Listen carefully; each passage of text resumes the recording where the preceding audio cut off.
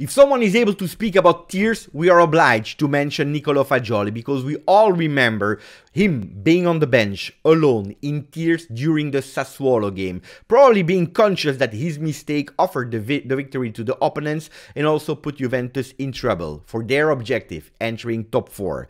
Yesterday, right after the game, in post-conference, he spoke and he wanted to dedicate the victory, but also his goal, to Paul Pogba. Pogba è per te, the title on Tuttosport. Pogba, it's for you. Because the game of Pogba ended after 22 minutes. The game of Pogba ended with a new injury. The game of Pogba ended in tears. The game of yesterday was his first one as a starter, and probably also the last one of a season that probably never started.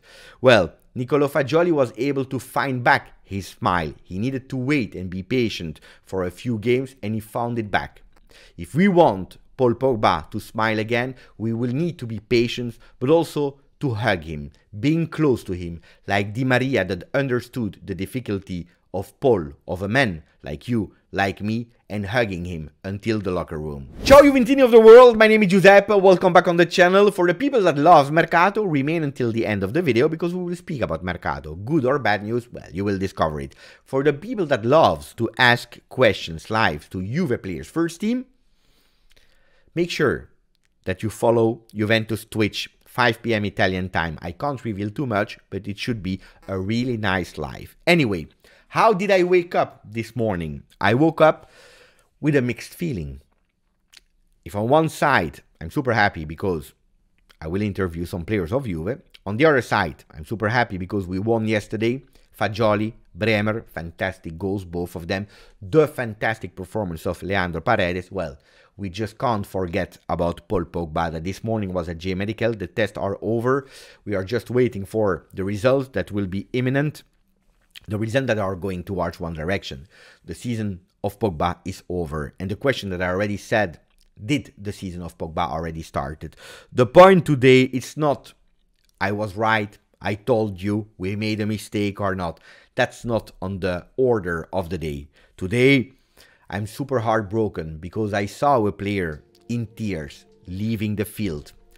I'm mentally and emotionally broken for Paul Pogba as a human, but also for Juventus as a team. Because yesterday in the 22 minutes that Pogba was on the field, it was another level. It was a Juventus that we never seen in this season. It was a Juventus that was able to transmit positivity to the fans, confidence to the fans, joy to the fans, with this beautiful football that was spoken on the field. Triangles, Rabiot, Chiesa, Pogba, chips from Fagioli to Pogba, because he knows that he will catch it, that he will be there, that he knows how to penetrate, to enter that box. Yesterday, the 22 minutes of Pogba showed a Juventus that knew and was aware about being a stronger team than what we saw in 22-23. Stronger than the opponent, stronger than a Cremonese, stronger than probably a Monza, where he was not there. Well, Pogba will probably miss the entirety of the remaining game. He will not be there. Depends what Juventus we will see. If we want to win against Sevilla, if we want to win against Empoli, against Milan, maybe the final of Europa League, winning against Udinese, these last games. If Juventus is aware of the fact that they can play football also without Pogba, Juventus can do beautiful things. If Juventus remains on the ground crying with Pogba, well, the season will be over, unfortunately. Now we have to speak about the good things. The good things is that you still have the opportunity to put a maximum of like on the video. If you didn't yet, you know it's working, to make sure that the video and the channel is shared with a lot of Juventini around the world, and subscribing, of course. The pages are speaking about the drama of Pogba. Corriere is saying Pog drama because it's a drama. Gazzetta dello Sport, do I need to translate their title? Pog crack. For the people that do not know, it's not the knee where he had the surgery. He knew, he's aware of the mistake he took in the beginning of the season. He's regretting it probably, but this time it's something else. Muscular injury, quadricep.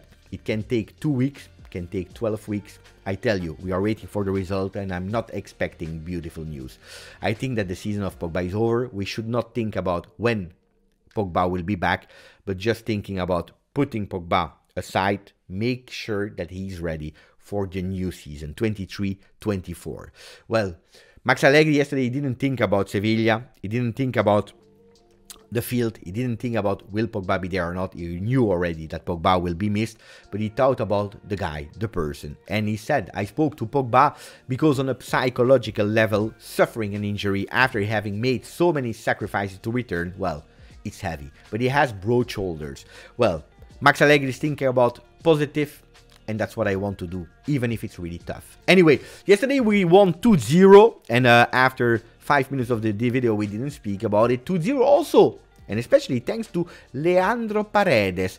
The game of Leandro Paredes was fantastic yesterday. 120 times he touched the ball, 105 passes, 94% pass accuracy, but also the way how he was passing the ball. I just selected all the players except of the 3 defenders. So many times he went vertically, something that Juventus missed this season. We were used of these horizontal passes. This time we went vertical.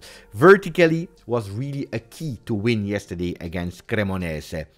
Just between brackets, the shirt of Leandro Paredes, the new shirt of 23-24, actually I never thought about it, but it looks a bit, that yellow, that black, that white, that logo, looks a bit like the old vintage logo Juventus had. Am I saying a blasphemy? Maybe yes, maybe no, but look at it, look at the shirt. Let me know in the comment, I'm really curious. Well, it was not only Paredes, of course, that was able to bring the Juve victory, but also all the stats that were also shown on the field with facts. Yesterday, Juventus, there was one key stat, the fact that 90% of the passes were accurate, but also in the opponent half, 85% of pass accuracy, something that yesterday I was pincing myself, I was chipping myself saying, Beppe, are you dreaming? Are these stats rigged, or is it the truth that you are seeing? Well, when you were watching the game, it was clear. Juventus was playing really beautiful, not pressed by Cremonese. We had the field to do it. We were not man-marked a lot, and we were able to do our game. But one thing is having the possession for 70% of the time, 30 for Cremonese, yes, but also what you are doing with the ball. And a lot of time this season, but also last season, we didn't know what to do with the ball. Yesterday, it was working like an orchestra. Look at the shots, so many attempts. That was just beautiful. Not a lot on target, only 2 in the first half, much better in second half. Again, if we have to take one negative note, we have to think about the fact that our strikers are not scoring. And that's not a mystery that yesterday, even if all the team with the average block were super high on the field, it was Nicolo Fagioli and Bremer that were able to score. Nicolo Fagioli that said yesterday, non segnavo da tanto, it was already a long time ago I didn't score. I was about to celebrate, and then I remembered that I was playing against my ex-team Cremonese. Well, Nicolo, if I'm watching at the image, the shirt you only played one game with, so we can't even be confused about what image it is. It was the game of yesterday. You can speak about I was about, no, yesterday you celebrate. What a performance of the 20 years old Nicolo Fagioli. He was everywhere, and every time that he has the ball, he's doing the right thing. I told you, because I watched him since he was young, I watched him last season, the guy has a fantastic, beautiful shot. I don't know why we are not using it more than what we are doing it. I don't know why we are not passing the ball to Fagioli a lot more, because when he has the ball, he's doing the right thing. Yesterday, a fantastic one, and I believe he totally deserves to start the game against Sevilla. Another one I'm happy about is Bremer. What a goal.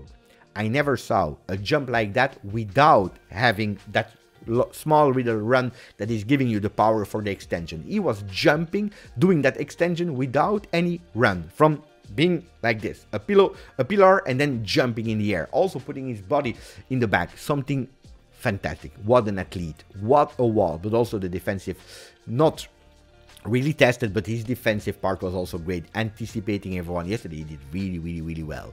Now, of course, we are all speaking about the victory. We are all thinking about Kine, doing the maths. How many points do I need to take away from Juventus, especially because Milan didn't win. They lost against Spezia. Roma was not able. Lazio, you know the result of Serie A. Guys, I tell you, I don't know if they will be able to take away the points enough for Juve to be out of European competition. I tell you, and I repeat you, from the moment that they take away 1 point, I believe that the UEFA will come in and they will try to ban Juventus from European competition. This is my biggest fear. Anyway, we have to do one thing. We have to win the 3 remaining games in Serie A so that you know, Kine, prosecutors, they can't do anything that just leave us in the top 4. Mercato, I told you we would speak about it. It's the moment. Unfortunately, the bad news, Grimaldo will go to Bayer Leverkusen. It's a player I really wanted. A player that I wanted on that left side to replace Alexandro, that I don't know if he will still have next season, yes or no. Grimaldo, it's not the missed opportunity for Juventus, because if you are reading the papers, as for example, they are all saying Grimaldo was contacted by Juventus. Juventus was on the player. He wanted to go fast. Free agent. He's going to Leverkusen. A choice that I don't really understand, except of the coach Xabi Alonso that probably convinced him, and also the color of the shirt. Except of that, it's a missed opportunity. Not because of you, but because we don't know what we will do next season. Rabiot. The same question marks. Where will Rabiot be next season? At Juve or not? He always said it and he didn't make any mystery about it. I want to play Champions League. Manchester United is back on the player.